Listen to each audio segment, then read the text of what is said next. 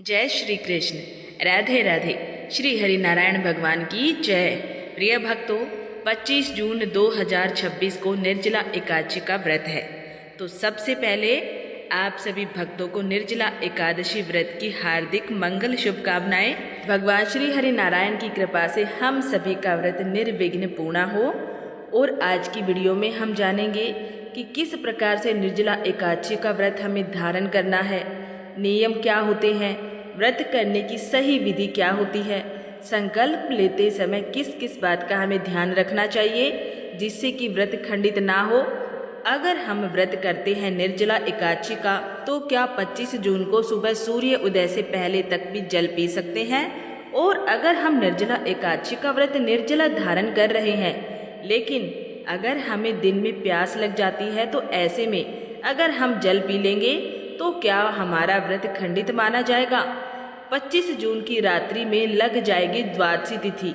तो द्वादशी तिथि लगने के बाद अगर हम जल पीते हैं तो क्या एकादशी का निर्जला व्रत हमारा पूर्ण माना जाएगा। तो आज की इस वीडियो में मैं आपके इन सभी प्रश्नों के उत्तर देने वाली हूँ, बिल्कुल सही और संपूर्ण विधि भी बताने वाली हूँ। आप सभी को ये वीडियो देखने के बाद कोई निर्जला एकादशी की दूसरी वीडियो देखने की बिल्कुल ज़रूरत नहीं पड़ेगी, क्योंकि आपको इसी वीडियो में सभी प्रश्नों के उत्तर मिल जाएंगे और व्रत रखने की बिल्कुल सही और संपूर्ण विधि भी मिल जाएगी। अगर आप निर्जला व्रत नहीं कर पाते हैं तो किस प्रकार से आप व्रत के नियम का पालन करेंगे, दिन में प्यास लगेगी तो किस प्रकार से आप जल पिए जिससे कि आपका व्रत खंडित ना माना जाए, सारी जानकारी आपको आज की इस वीडियो में मैं देने वाली हूँ। तो वीडियो बहुत ही महत्वपूर्ण है, पूरा अंत तक जरूर देखिएगा। और अगर आप सभी को वीडियो अच्छी लगी तो इसे एक प्यारा सा लाइक भी जरूर की दीजिए, क्योंकि आपके लाइक्स, आपके कमेंट्स मेरे लिए बहुत महत्वपूर्ण होते हैं। अगर वीडियो अच्छी लगे तो लाइक भी जरूर करें, शेयर करें। तो चलिए सबसे पहले जानते हैं कि एकादशी तिथि कब प्रारंभ होगी, कब समाप्त होगी और निर्जला एकादशी का व्रत हमें किस दिन धारण करना है। देखिए, एकादशी तिथि का प्रारंभ हो रहा है 24 जून 2026 को शाम को 6:12 पर और एकादशी तिथि समाप्त हो रही है 25 जून 2026 को रात्रि में 8:09 पर। तो सूर्य उदयकालीन तिथि के अनुसार 25 जून 2026 दिन गुरुवार को ही निर्जला एकादशी का व्रत हमें धारण करना है। और इस बार निर्जला एकादशी पर बहुत सारे शुभ संयोग हमें प्राप्त हो रहे हैं, जैसे कि 25 जून को रवि योग, शिव योग और सिद्ध योग, तीनों योग हमें प्राप्त होंगे। ज्योतिष में इन योगों को बहुत ही शुभ माना जाता है और लाभकारी भी माना जाता है। इसके अलावा गुरुवार का दिन है जो वो भगवान श्री हरि विष्णु को समर्पित होता है और इस दिन एकादशी का व्रत अपने आप में दुगना शुभ फल देने वाला माना जाएगा। और इस दिन भगवान श्री हरि विष्णु और माता लक्ष्मी की संयुक्त रूप से पूजा करने से घर में किसी भी प्रकार की आर्थिक तंगी हो तो उससे भी आपको मुक्ति मिलेगी, दाम्पत्य जीवन सुखमय होगा और कायिक, वाचिक और मानसिक समस्त प्रकार के पाप कर्म समाप्त हो जाते हैं। भगवान श्री हरि विष्णु की असीम कृपा हमें प्राप्त होती है और मरणोपरांत वैकुंठ लोक की प्राप्ति होती है, अर्थात मोक्ष की प्राप्ति होती है। इस बार निर्जला एकादशी पर भद्रा भी है और भद्रा काल का प्रारंभ हो रहा है सुबह 7:08 पर और इसका समापन होगा रात्रि में 8:09 पर। भद्रा का निवास पाताल लोक में है, इसीलिए व्रत, पूजा पाठ इत्यादि में किसी भी प्रकार की कोई भी बाधा नहीं रहेगी। अब बात करते हैं निर्जला एकादशी पर पूजा करने का शुभ मुहूर्त क्या है। तो देखिए, सुबह 4 बजे से 4:40 तक ये ब्रह्म मुहूर्त का समय है। तो इस समय में स्नान करके विधि विधान से भगवान श्री हरि विष्णु की पूजा कर सकते हैं। और वैसे भी निर्जला एकादशी है तो अपने आप में सबसे श्रेष्ठ समय है। तो पूरे दिन और रात्रि भगवान श्री हरि विष्णु के नाम का स्मरण कर सकते हैं, पूजा पाठ कर सकते हैं, मंत्रों का जाप कर सकते हैं। रात्रि में अखंड दीप दान करेंगे, भजन कीर्तन करेंगे और जितना हो सके रात्रि जागरण करने का प्रयास करना है, क्योंकि एकादशी के व्रत में रात्रि जागरण का बहुत ही ज़्यादा खास महत्व माना गया है। तो पूजा पाठ इत्यादि करने के लिए पूरा दिन, पूरी रात्रि सर्वाधिक श्रेष्ठ और शुभ मंगलकारी मानी जाएगी। और अब जानते हैं कि निर्जला एकादशी व्रत का पारण हमें कब करना है। तो देखिए, एकादशी व्रत का पारण हम करते हैं द्वादशी तिथि में हरिवासर समाप्त होने के बाद और द्वादशी तिथि का प्रारंभ हो रहा है 25 जून 2026 को रात्रि में 8:09 पर और इसका समापन होगा 26 जून 2026 की रात्रि में 10:22 पर। तो व्रत का पारण हमें कब करना है? व्रत का पारण हम करेंगे 26 जून 2026 को यानी कि शुक्रवार के दिन सुबह 5:25 से सुबह 8:13 तक आप एकादशी व्रत का पारण कर सकते हैं, यानी कि आप अपना व्रत खोल सकते हैं। और अब जानते हैं एकादशी व्रत हमें किस प्रकार से धारण करना है। देखिए, एकादशी से एक दिन पहले दसवीं तिथि के नियम का पालन करेंगे, यानी कि जिन भक्तों को एकादशी का व्रत करना है दसवीं तिथि पर यानी कि 24 जून 2026 को बुधवार के दिन स्नान करके शुद्ध और सात्विक भोजन कर लेना है। महिलाएं और लड़कियां अगर व्रत कर रही है तो उनको ध्यान रखना है कि बाल आपको इसी दिन यानी कि पहले दिन बुधवार को ही धोने हैं। एकादशी के दिन हम बाल नहीं धोते हैं, तो बाल धोकर स्नान कर लीजिए। दसवीं तिथि पर शुद्ध और सात्विक भोजन लेना है, जैसे कि लहसुन, प्याज, मांस, मदिरा, साग, टमाटर, मसूर की दाल, बैंगन, मूली, गाजर, इन सभी चीज़ों का त्याग करना है। शाम को संध्या काल के बाद आपको भोजन नहीं करना है, नमक का सेवन नहीं करना है, तो दिन में ही भोजन कर लीजिएगा। दसवीं तिथि पर ब्रह्मचर्य का पूर्ण रूप से पालन करना है और अगर संभव हो तो भूमि पर शयन करना है। तो इस प्रकार से दसवीं तिथि के दिन हम नियम पालन करते हैं। फिर एकादशी के दिन प्रातः काल जल्दी उठ जाइए, ब्रह्म मुहूर्त में उठ जाइए, उठकर नित्य कर्मों से निवृत्त हो जाइए, स्नान कर लीजिए, शुद्ध वस्त्र धारण कर लीजिए, भगवान सूर्य देव को जल दीजिए। फिर अपने घर के मंदिर में भगवान श्री हरि विष्णु की विधि विधान से पूजा करना है। सबसे पहले शुद्ध देसी घी का दीपक प्रज्वलित करके और अपने व्रत का, अपनी पूजा का संकल्प लीजिए। तो अपने दाहिने हाथ में जल लीजिए, पुष्प लीजिए और भगवान श्री हरि विष्णु से प्रार्थना करते हुए आपको संकल्प लेना है कि आज मैं अपना नाम, अपना गोत्र बोलिए, जहाँ पर आप रहते हैं उस स्थान का पता, एड्रेस बोलिए और प्रार्थना कीजिए कि हे श्री हरि नारायण, हे जगत के पालनहार भगवान श्री हरि विष्णु, हे भगवान श्री कृष्ण, आपकी कृपा की प्राप्ति के लिए, आपकी प्रसन्नता के लिए आज मैं निर्जला एकादशी का निर्जला व्रत धारण कर रहा हूँ या कर रही हूँ। आपकी कृपा से मेरा ये व्रत पूर्ण हो और व्रत में पूजा पाठ में किसी भी प्रकार की कोई भी भूल चूक, कोई भी त्रुटि हो जाए जाने में, अनजाने में, तो आप उसे क्षमा करके मेरे व्रत को संपूर्ण माने। अब देखिए, अगर आपकी कोई भी विशेष मनोकामना है जिसके लिए आप ये व्रत धारण कर रहे हैं, तो व्रत का संकल्प लेते समय अपनी कामना भी कहनी चाहिए। वैसे तो कहने की कोई आवश्यकता नहीं है, भगवान सब जानते हैं और हमारी मनोकामनाएं समय पे पूर्ण भी कर देते हैं जो हमारे भाग्य में है, जैसे हमारे कर्म है उसके अनुसार। लेकिन फिर भी अगर आप चाहे तो अपनी मनोकामना कह सकते हैं, नहीं तो निष्काम भाव से भगवान श्री हरि विष्णु की कृपा की प्राप्ति के लिए, उनकी प्रसन्नता के लिए व्रत धारण करने से सभी मनोकामनाएं पूर्ण हो जाती है। व्रत का संकल्प लेने के बाद आपके हाथ में जो सामग्री है भगवान श्री हरि विष्णु के चरणों में अर्पित कर दीजिए। इसके बाद आपका व्रत प्रारंभ हो जाता है। अब विधि विधान से भगवान श्री हरि विष्णु की पूजा करें। तो सबसे पहले भगवान श्री हरि नारायण का अभिषेक करें पंचामृत से या फिर कच्चे दूध से या शुद्ध जल से, जो भी आपके पास अपने सामर्थ्य के अनुसार है उपलब्ध हो, उसी से आप भगवान श्री हरि नारायण का अभिषेक करें। तो शालिग्राम जी हो या फिर लड्डू गोपाल जी हो या फिर भगवान श्री हरि विष्णु का कोई भी स्वरूप है आपके पास, उनका अभिषेक कीजिए। उन्हें पीले वस्त्र अर्पित कीजिए, पीले चंदन से उनका श्रृंगार कीजिए। फिर विधि विधान से यथाशक्ति यथासंभव धूप, दीप, नैवेद्य, पुष्प इत्यादि अर्पित करके उनकी पूजा कर लीजिए। फल और मिठाइयों का भोग लगा दीजिए। इसके बाद आरती कीजिए, क्षमा प्रार्थना कीजिए और वहीं बैठ के मंत्रों का जाप कर लीजिए। ओम नमो भगवते वासुदेवाय मंत्र का 108 बार जाप कर लीजिए। आप चाहे तो आज के दिन विष्णु सहस्त्र नाम का पाठ कर सकते हैं या फिर भगवत गीता का पाठ कर सकते हैं। भगवान श्री विष्णु के नाम के मंत्र का अधिक से अधिक जप करना चाहिए, स्मरण करना चाहिए। तो अपनी सुविधा के अनुसार, अपने समय के अनुसार पूरे दिन में, पूरी रात्रि में आप जितना भी मंत्र जाप करना चाहते हैं, जो भी पाठ आप करना चाहते हैं, आप वो कर सकते हैं। तो ये तो हो गई निर्जला एकादशी की सुबह की पूजा विधि। शाम को फिर से विधि विधान से भगवान श्री हरि विष्णु की पूजा करते हैं। शाम को अभिषेक करना आवश्यक नहीं है, लेकिन धूप, दीप, पुष्प इत्यादि और भोग इत्यादि ये सब चीज़ें हम शाम को भी करेंगे।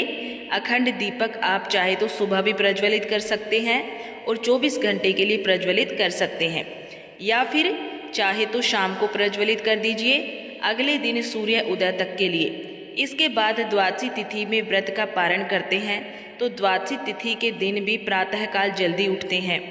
उठ के नित्य कर्मों से निवृत्त हो जाइए, स्नान कर लीजिए, शुभ रंगों के वस्त्र जैसे कि लाल पीले वस्त्र धारण करके विधि विधान से भगवान श्री हरि विष्णु की पूजा कीजिए, प्रार्थना कीजिए। जिस प्रकार से हम एकादशी के व्रत में पूजा करते हैं, द्वादशी में भी उसी प्रकार से आपको पूजा करनी है। अपना व्रत, अपनी पूजा भगवान को समर्पित करते हैं और इसके बाद व्रत का पारण शुभ समय में करते हैं। तो पारण कैसे करना है, किन चीज़ों से करना है, ये जानकारी आपको पारण की वीडियो में मिल जाएगी। अब बात करते हैं कि अगर आप व्रत करते हैं निर्जला एकादशी का, तो ऐसे में पानी हम कब पिए, मतलब 25 जून को क्या सूर्योदय से पहले हम जल पी सकते हैं। देखिए, निर्जला एकादशी का व्रत हम करते हैं सूर्य उदय से लेके अगले दिन सूर्य उदय तक, मतलब कि एकादशी के सूर्य उदय से द्वादशी के सूर्य उदय तक। तो ऐसे में देखिए, 25 जून को स्नान करने से पहले आप जल पी सकते हैं। जैसे कि ब्रह्म मुहूर्त में हम स्नान करते हैं, स्नान करने के बाद पूजा प्रारंभ हो जाती है, तो स्नान करने के बाद ही हमारा व्रत भी प्रारंभ हो जाता है। तो बस इतना सा ध्यान रखना है, ब्रह्म मुहूर्त में स्नान करने से पहले आप जल ग्रहण कर सकते हैं, या फिर जैसे कि कोई दवा लेनी हो आपको तो वो दवा भी ले सकते हैं, या फिर जूस पीना चाहते हैं, नारियल पानी पीना चाहते हैं, बिल्कुल पी सकते हैं। ब्रह्म मुहूर्त में स्नान करने से पहले आप लोग अपना जल ग्रहण कर सकते हैं, नारियल पानी ले सकते हैं, जूस ले सकते हैं, मतलब जल का सेवन कर सकते हैं। और यहाँ बहुत सारे भक्त ऐसे भी हैं जो कहेंगे कि हम तो चाय पीना चाहते हैं, वरना चाय के बिना हमारे सिर में दर्द होता है। तो देखिए, वैसे तो एकादशी के व्रत में चाय नहीं पीना चाहिए, वैसे भी गर्म होती है, लेकिन फिर भी अगर आपको आवश्यकता है तो आप भगवान से क्षमा मांगकर भी चाय पी सकते हैं।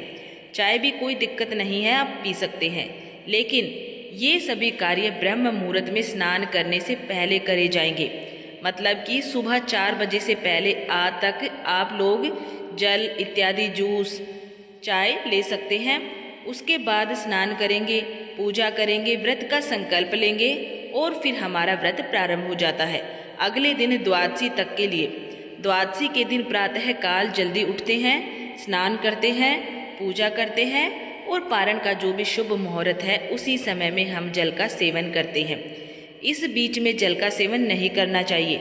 निर्जला एकादशी का व्रत अगर आप निर्जल धारण करते हैं तो आप जल से स्नान कर सकते हैं, जल से कुल्ला कर सकते हैं और जल के द्वारा आचमन ही कर सकते हैं। इसके अलावा आपको जल का सेवन नहीं करना है।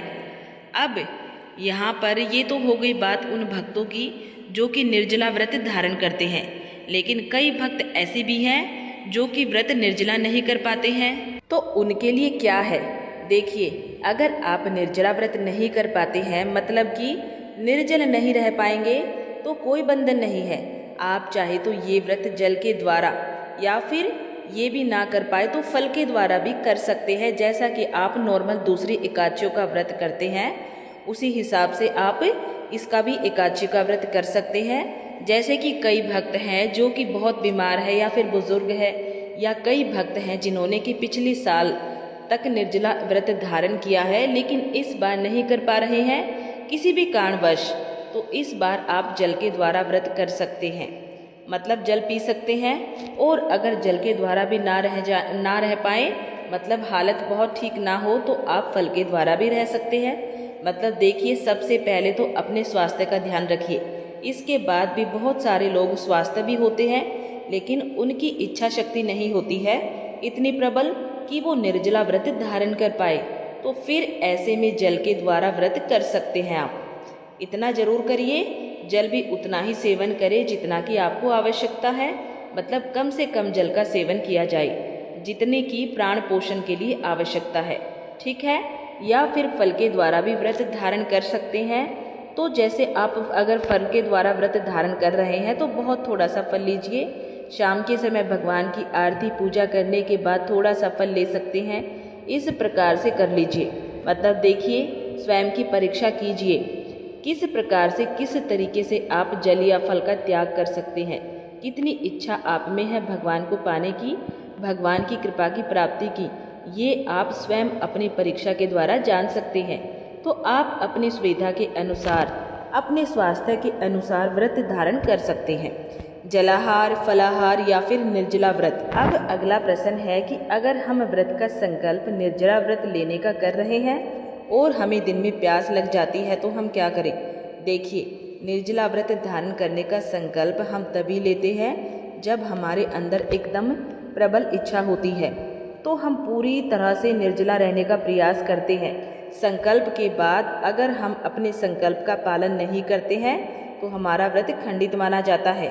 इसीलिए संकल्प लेते वक्त आपको खास ध्यान रखना है। व्रत का संकल्प निर्जला तभी लीजिए आप जब आप व्रत कर पाते हैं निर्जला, और नहीं तो इस प्रकार का संकल्प कीजिए कि हे श्री हरि नारायण, ही जगत के पालनहार, आपकी कृपा की प्राप्ति के लिए, आपकी प्रसन्नता के लिए मैं एकादशी का व्रत धारण कर रहा हूँ या कर रही हूँ। जितना भी समय मुझसे बन पड़ेगा उतना समय मैं निर्जला रहने का पूरा प्रयास करूँगा या करूँगी। तो इसमें ये होता है कि हम लोगों से जितना भी बन पड़े, मतलब जितना सामर्थ्य हो उतना निर्जल रहने का प्रयास करते हैं। और अगर बिल्कुल भी सामर्थ्य ना रहा हो, बिल्कुल भी ना रहा जाए, तब थोड़ा सा जल आप पी सकते हैं। मतलब बहुत थोड़ा सा जल पी सकते हैं, लेकिन ऐसे में व्रत निर्जला नहीं माना जाएगा। हाँ, इतना जरूर है कि हमने प्रयास तो किया, और इस बार अगर हम सही से प्रयास करते हैं, कम जल पर रहने का प्रयास करते हैं, मतलब कि बहुत थोड़ा सा जल हम लेते हैं, तो अगली बार भगवान की कृपा अगर हमें प्राप्त हो जाए तो हम शायद निर्जला व्रत रह पाएँ। अच्छा, 25 जून की रात्रि में अगर द्वादशी लगने के बाद हम जल पी लेते हैं तो क्या ऐसे में एकादशी का व्रत निर्जला माना जाएगा? नहीं। देखिए, जैसे कि मैंने पहले ही इस प्रश्न का उत्तर आपको दे चुकी हूँ, सूर्य उदय से लेके, मतलब एकादशी के सूर्य उदय से लेके द्वादशी के सूर्य उदय तक, पारण के शुभ मुहूर्त तक हमें व्रत को निर्जल ही धारण करना होता है, तभी इस व्रत को हम निर्जला मानते हैं। इस बीच में आप सिर्फ जल के द्वारा कुल्ला कर सकते हैं, स्नान कर सकते हैं, और जब पूजा करते हैं तो पूजा करते समय थोड़ी सी आचमनी ले सकते हैं। आचमनी में जो जल होता है वही लेते हैं, और वो भी बस होठों से स्पर्श कराकर हम जल को नीचे डाल देते हैं, पीते नहीं हैं। महाभारत काल की कथाओं के अनुसार एक बार पांडव पुत्र महाबली भीमसेन ने महर्षि वेद व्यास जी से अत्यंत ही विनम्र भाव से पूछा था कि हे गुरुदेव, मेरे सभी भाई और माता कुंती एकादशी का व्रत पूरे नियम से रखते हैं और मुझे भी ऐसा करने को कहते हैं, परंतु मेरे उदर में वक्र नामक की एक अत्यंत ही तीव्र अग्नि का वास है, जिसे शांत करने के लिए मुझे भारी मात्रा में भोजन की आवश्यकता होती है। मैं भगवान श्री हरि विष्णु की भक्ति कर सकता हूँ, दान पुण्य कर सकता हूँ, परंतु मैं महीने में 2-2 बार आने वाली एकादशियों पर भूखा नहीं रह सकता हूँ। कृपा करके मुझे कोई ऐसा उत्तम और श्रेष्ठ व्रत बताइए जिसके प्रभाव से मुझे बिना भूखे रहे ही सभी एकादशियों का पूर्ण फल और अंत में वैकुंठ धाम की प्राप्ति हो जाए। तब महर्षि वेदव्यास जी ने उन्हें इसी निर्जला एकादशी के अद्भुत और परम कल्याणकारी महात्मा का गहराई से वर्णन करते हुए बताया था कि हे भीमसेन, यदि तुम ज्येष्ठ मास के शुक्ल पक्ष में आने वाली इस एकादशी पर सूर्य उदय से लेकर अगले दिन द्वादशी के सूर्य उदय तक बिना अन्न और बिना एक भी बूंद जल ग्रहण किए पूर्ण संयम के साथ उपवास करो, तो तुम्हें साल भर की सभी 24 एकादशियों का पुण्य मात्र इस एक दिन के कठोर व्रत से ही प्राप्त हो जाएगा। महर्षि वेद व्यास जी की आज्ञा मानकर भीमसेन ने पूरे विधि विधान से इस कठिन व्रत को धारण किया था, जिसके बाद से इस परम पवित्र दिन को भीमसेनी एकादशी या फिर पांडव एकादशी के नाम से भी जाना जाने लगा था। प्रिय भक्तों, शास्त्रों और पुराणों में बहुत ही स्पष्ट रूप से उल्लेखित है कि एकादशी इंसान के जन्म जन्मांतर की सुमेरु पर्वत जितने विशाल और घोर पापों को भी क्षण भर में भस्म करके राख कर देती है। जो भी व्यक्ति इस व्रत को बड़ी ही सच्ची निष्ठा, पूर्ण श्रद्धा और नियम के साथ रखता है, उसे कई वर्षों तक कठिन तीर्थाटन करने, प्यासों के लिए कुएं या फिर बड़े बड़े तालाब खुदवाने और महान यज्ञ करने से भी हजारों गुना अधिक पुण्य की अत्यंत ही सहजता से प्राप्ति हो जाती है। एकादशी के नियमों की बात करें तो आहार और आचरण में कठोर संयम अत्यंत आवश्यक है। धर्म ग्रंथों में स्पष्ट रूप से बताया गया है कि एकादशी तिथि पूर्ण रूप से भगवान श्री हरि विष्णु को समर्पित व्रत तिथि है। पद्म पुराण तथा स्कंद पुराण में एकादशी के दिन चावल के सेवन को महापाप की श्रेणी में रखा गया है। शास्त्रीय मान्यता है कि एकादशी के दिन चावल में पाप तत्व का वास होता है, इसीलिए चावल या फिर चावल से बना कोई भी पदार्थ इस दिन भूल कर भी ग्रहण नहीं किया जाता है। चाहे आप व्रत रहे या ना रहे, निर्जला एकादशी या किसी भी एकादशी के दिन घर में गलती से भी चावल ना बनाए और ना ही किसी को परोसे।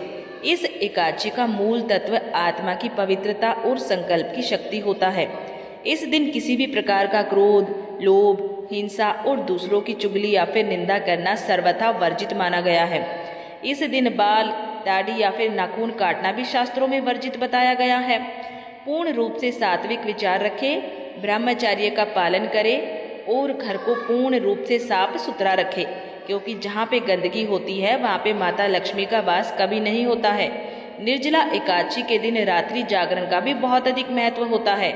अतः यदि संभव हो तो रात में सोए नहीं, बल्कि भगवान श्री विष्णु के मंत्रों का जाप करें। विष्णु सहस्त्र नाम का पाठ अवश्य सुने। सायकाल को कीर्तन अवश्य करना है।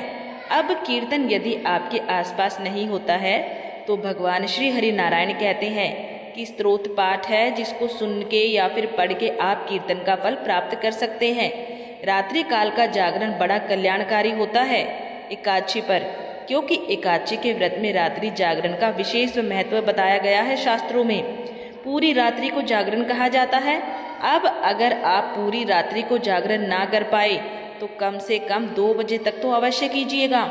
और जागरण का अभिप्राय ये नहीं है कि टीवी देख रहे हैं, बातें कर रहे हैं और अपना समय व्यतीत कर रहे हैं। नहीं, भगवान का ध्यान करते हुए, पाठ सुनते हुए या पाठ पढ़ते हुए, विष्णु सहस्त्र नाम स्तोत्र का पाठ करते हुए आप अपना समय व्यतीत करें। प्रिय भक्तों, जिन भी लोगों के जीवन में सुख, शांति, समृद्धि का अभाव है या जिनके अटके हुए कार्य लाख कोशिशों के बाद भी पूरे नहीं हो रहे हैं, उनके लिए हम शास्त्रों में बताए गए निर्जला एकादशी के बेहद ही खास, गहरे और चमत्कारिक उपाय लेके आए हैं, जिन्हें आपको बहुत ही एकाग्रता और सच्ची श्रद्धा के साथ करना है।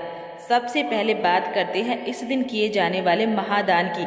उपाय और दान के तौर पर निर्जला एकादशी के दिन, क्योंकि ज्येष्ठ मास में भयंकर और चिलचिलाती गर्मी पड़ती है, इसीलिए इस दिन जल का दान करना तीनों लोकों में सबसे बड़ा दान, महादान माना गया है। आप इस दिन एक नया मिट्टी का घड़ा या फिर कलश लें, उसे साफ और शुद्ध जल से पूरा भर दें। उस जल के अंदर थोड़ी सी चीनी, मिश्री या फिर गुड़ डाल दें ताकि वो मीठा हो जाए। फिर उस कलश को एक कोरे सफ़ेद कपड़े से ढककर उसके ऊपर कुछ दक्षिणा रखकर किसी योग्य और सात्विक ब्राह्मण को या फिर किसी भी मंदिर में पूरे आदर भाव से दान कर दे। ये ऐसा दान है जो सीधे आपके पितरों को भी तृप्त करता है और यमलोक की भयंकर यातनाओं से भी मुक्ति दिलाता है। इसके साथ ही राहगीरों को ठंडा पानी या फिर शरबत पिलाएं। तपती धूप से बचने के लिए अपने सामर्थ्य के अनुसार छाता, पैरों को जलने से बचाने के लिए जूते, चप्पल और हाथ से झड़ने वाला पंखा, जिसे बहना भी कहा जाता है, दान करना अत्यंत शुभ फलदायी होता है। गर्मी से राहत देने वाले रसीले फलों जैसे कि खरबूजा, तरबूज, आम और खीरे का दान किसी जरूरतमंद को अवश्य करें। इस दिन जल से भरा हुआ कलश दान करने से भगवान श्री हरि विष्णु अत्यंत प्रसन्न होते हैं और भक्त के जीवन को शीतलता और सुख समृद्धि से भर देते हैं। इसके अतिरिक्त जो लोग भयंकर आर्थिक तंगी से जूझ रहे हैं, जिनके घर में पैसा नहीं टिकता, वे निर्जला एकादशी के दिन संध्या के समय यानी कि जब सूर्यास्त हो जाए तब अपने घर के मुख्य द्वार पर और आंगन में विराजमान तुलसी माता के पास गाय के शुद्ध देसी घी का एक दीपक अवश्य जलाएं। उस दीपक में एक चुटकी पीली हल्दी डाल दें और ध्यान रखें कि रुई की जगह लाल कलावे या फिर मोली की बाती का ही प्रयोग करें। हल्दी और लाल कलावा भगवान श्री विष्णु और माता लक्ष्मी दोनों को अत्यंत प्रिय है। ये उपाय आपके घर में साक्षात धन की देवी माँ लक्ष्मी का हमेशा के लिए स्थायी वास करवाता है। यदि आपके घर में दक्षिणावर्ती शंख मौजूद है तो एकादशी की सुबह भगवान श्री हरि नारायण और शालिग्राम जी का अभिषेक उस शंख में कच्चा दूध, केसर और गंगा जल डाल के अवश्य ही करें। ये एक महा उपाय है जिससे जन्मों की दरिद्रता का नाश होता है। पितृदोष से मुक्ति पाने के लिए निर्जला एकादशी की शाम को किसी पुराने पीपल के वृक्ष की जड़ में जल में थोड़ा सा कच्चा दूध और काले तिल मिला के अर्पित करें और वहाँ एक सरसों के तेल का दीपक भी जलाएं। इससे आपके पितृ अत्यंत ही प्रसन्न होकर आपको मन चाहा आशीर्वाद देते हैं। इसके साथ ही अपनी आत्मिक शांति और आध्यात्मिक उन्नति के लिए ब्रह्म मुहूर्त में उठकर या फिर संध्या आरती के समय एकांत में बैठकर तुलसी या फिर वैजंती की माला से ओम नमो भगवते वासुदेवाय महामंत्र का कम से कम 108 बार यानी कि एक माला मानसिक जाप अवश्य करें। इस दिन ज्येष्ठ की तपन से राहत देने के लिए प्यासे लोगों को पानी पिलाना, राहगीरों के लिए शरबत की व्यवस्था करना, अनाज या जल से भरा कलश, खरबूजा, पंखा, छाता आदि ये चीजें दान करना महापुण्यदायी माना जाता है। यदि संभव हो तो विष्णु मंदिर भी अवश्य जाएं। इस दिन पूजा करने से पितृ दोष शांत होता है, सपने में बुरे दृश्य आना बंद होता है, शत्रु बाधा, संतान बाधा दूर होती है और जिनकी कुंडली में दरिद्रता योग हो उन्हें ये व्रत अवश्य ही करना चाहिए, क्योंकि शास्त्रों के अनुसार इसे सभी व्रतों का राजा कहा गया है। जो व्यक्ति को सभी भौतिक सुख सुविधाएं देकर अंत में मोक्ष का मार्ग प्रशस्त करता है और जन्मों जन्मांतर के पापों से मुक्ति दिलाता है। तो प्रिय भक्तों, ये थी आज की वीडियो जिसमें निर्जला एकादशी व्रत से संबंधित सभी संपूर्ण जानकारियां मैंने शेयर करने की पूरी कोशिश की है। फिर भी अगर आपका कोई प्रश्न हो जो रह गया हो तो वीडियो में, तो आप अपने कमेंट बॉक्स में लिखकर अपने प्रश्न का पूछ सकते हैं। वीडियो अगर आपको अच्छी लगी हो तो थोड़ी सी भी अगर आपको पसंद आई हो, हेल्पफुल लगी हो तो वीडियो को लाइक कीजिए, शेयर कीजिए और हमारे चैनल पर अगर पहली बार आए हैं तो सब्सक्राइब करके बेल आइकन को जरूर प्रेस कर लीजिएगा। मिलती हूँ आपसे अगली वीडियो में, तब तक के लिए जय श्री हरि नारायण भगवान। राधे राधे। भगवान श्री हरि नारायण सबके ऊपर अपनी कृपा और आशीर्वाद बनाए रखे। श्री लक्ष्मी नारायण भगवान की जय।